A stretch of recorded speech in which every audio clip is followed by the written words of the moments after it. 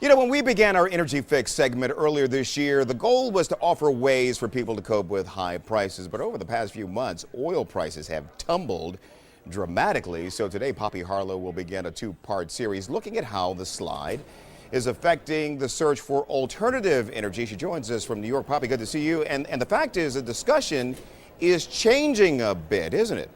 It's certainly changing, and a lot of people were even praying for cheaper gas and lower oil prices over the summer. Now they got what they wanted, and we have a whole other mess on our hands now that oil has tumbled more than $70 from that peak we saw in July.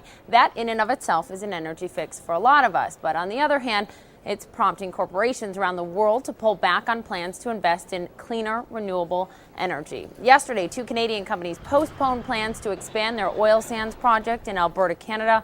Some analysts say that could become a trend because crude really needs to stay close to $100 a barrel for oil sand producers to actually make money on their investment. Another problem, it takes a while to crank out new technology when it comes to energy. And when we saw those energy prices spike earlier this year, companies really committed to building wind farms, electric cars, developing biofuel. But prices turned south right before those projects could maybe get funded or even completed. And these are for-profit companies, Tony. A lot of them are public. They have to answer to their shareholders. And in the end, they have to make money. That's the bottom line. Well, you're talking about funding there. I'm curious about the credit crisis and what kind of an impact it is having on our alternative energy.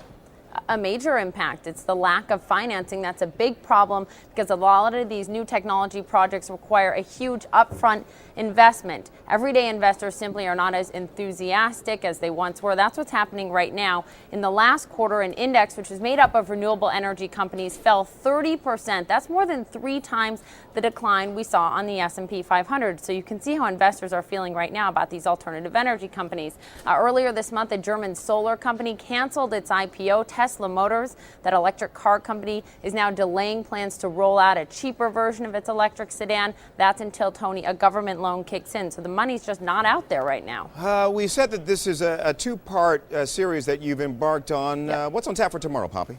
Right, so tomorrow, now we know what the challenges are. Tomorrow we're going to talk about what the future of alternative energy looks like. The candidates talk about it all the time. We're going to address whether there is a future at this point, and also you can get all your energy fixes right there on our website. We'll have more for you tomorrow, Tony. All right, Poppy, thank you.